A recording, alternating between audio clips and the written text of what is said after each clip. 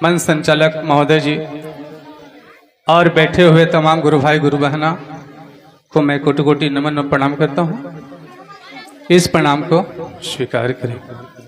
बहुत खुशी की बात है कि अभी आप भजन और चर्चा भी सुने या न सुने, हमको तो लगता है कि बहुत कम ही है कि आनंद ले रहे होंगे, बहुत का ध्यान तो इधर से उधर होगा।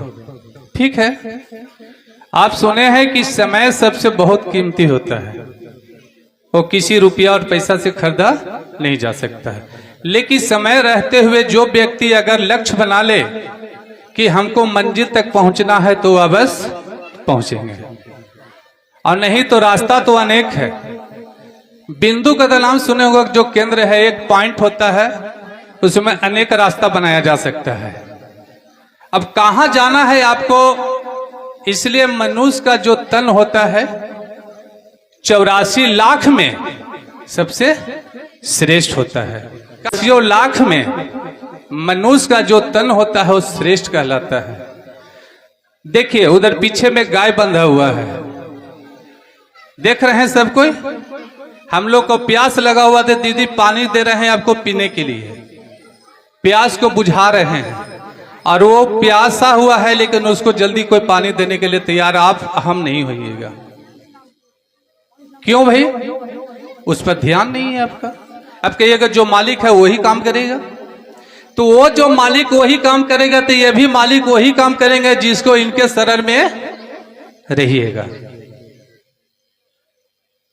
सबसे पहले दीदी, थोड़ी सी मेरी बात को आप लोगों को गुस्सा लगेगा, लेकिन एक बात सत्य मैं बताता हूं कि सबसे पहले अहंकार और घमंड को छोड़िए, त्याग कीजिए, और जब तक त्याग नहीं होगा तो कोई भी लक्ष्य आपका प्राप्त नहीं होगा।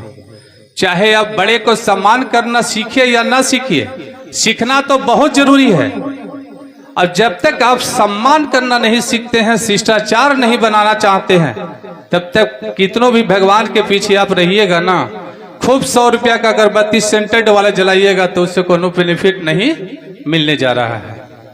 ये सत्य बात है, मैं आंखों देखा हाल भी बताता हूं।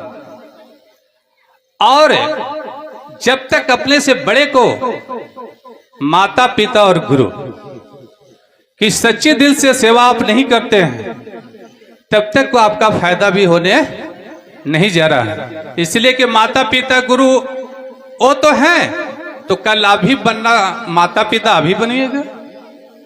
जब तक आप नहीं सेवा करिएगा तो आपको सेवा करने वाला कोई मिलेगा कि नहीं?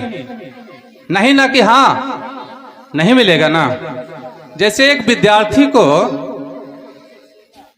क्या चीज की जरूरत है? विद्यालय की। जब तक वो स्कूल में नहीं जाएगा तो उसको ज्ञान मिलेगा? उसको शिक्षा देने वाले कौन है? शिक्षक। तो हम लोग तो इतना समय गुजार चुके, कितना, जो 4 पन में 3 पन चला गया दीदी। यहां जितना बैठे हुए लगभग में कुछ होंगे, लेकिन चौथा पन तो है, और चौथे पन में सब दुर्गति होता है। सब बहू को कहिएगा खाना देने के लिए तो कहेगा कि बढ़िया टर टर करती है। तो आप किए हैं कि नहीं किए हैं वो भी आप सोच लीजिए। चर्चा कीजिए, मैं माना नहीं करता हूं, भजन कीजिए, मैं माना नहीं करता हूं, लेकिन कम से कम शिष्टाचार में बने रहिए और अपना कर्म को पालन कीजिए। जब तक आप कर्म को पालन नहीं करेंगे तब तक आपको फायदा होने, हमसे झूठ बोलिएगा लेकिन जो बगल में विराजमान है वो सबको देख रहे हैं, वो है यहाँ पर। जब तक ये नहीं रहेंगे तब तक हम लोग कहां से आवेंगे? ये बहुत जरूरी चीज है। सबसे पहले जो कहावत कहा गया है वो गलत नहीं है कि थोड़ा सा समय में, अब कितना बचा हुआ है, 50-60 होते होते तो अलविदा ही लोग। भैया अभी शमशान वाला गाना भजन सुन रहे थे ना, हाँ? तो जाना तो सबको जरूरी है, लेकिन कोई अच्छा से जाता है, कोई 2 साल बेडवों पर लटकते जाता है, उसको सास पड़ल है, बहू सेवा करने के लिए तैयार नहीं है, रात और दिन गाली सुनता है। अब पूछिए कि उसका कारण क्या है, तो सोच के देखिए कि आप क्या किए हैं। तो कोई भी चीज होता है अपना कर्म का ही फल मिलता है। आप इस तरह से जब तक सुधार, जैसे कहावत है कि हम नहीं सुधरेंगे तो आपको हम कहाँ सुधारेंगे। ठीक है, हम भी अपने माता पिता को मैं सेवा नहीं किया हूं, ये सत्य बात है, मैं सच बता रहा हूं, लेकिन वैसा समय ही नहीं मिला कि उनको सेवा किया जाए। अब माता पिता यहां से अलविदा भी हो गए। तो जो है उनको सेवा कीजिए, और सेवा कीजिएगा ना तो स्वर्ग, और जो कहा जाता है कि स्वर्ग और नर्क वो कोई दूसरा जगह नहीं है। यहाँ के लोग जितने भी विदा हुए हैं वो आन के आपको कहें कि स्वर्ग किसको कहते हैं, बोलिए। कोई कहे है अरे दादा चले गए, परदादा चले गए हैं, कोई आन के कहा कि स्वर्ग कैसा है?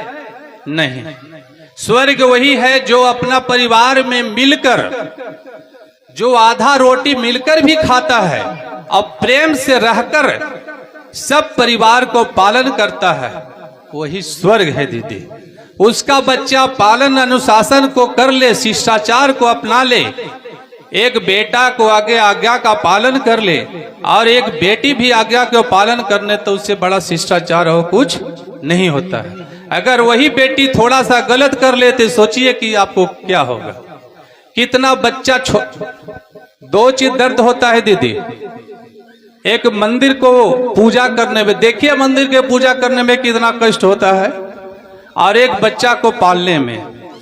तो देवी कौन है? दूसरा को नहीं है, आप ही एक लक्ष्मी का रूप है, और आप ही हैं कि जो एक बच्चा को संभाल पाते हैं। अगर मर्द को दे दीजिए, अगर वो दिन भर रख ले तो हम उसको गुलामी करने के लिए तैयार हैं। वो बच्चा कभी नहीं रह सकता, जब भी रहेगा तो अपनी माँ ही के पास रहेगा, और वही माँ है कि जो बच्चा को पालन करेगा।